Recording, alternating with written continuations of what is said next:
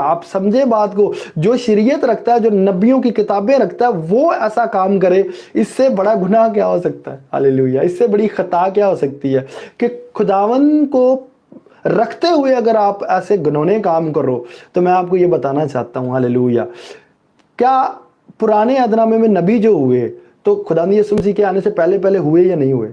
پر پال ویسا کیوں نہ ہوا؟ ہاللیلویہ! پال ویسا کیوں نہ ہوا؟ پال کو ویسا ہونا چاہیے تھا۔ ہاللیلویہ!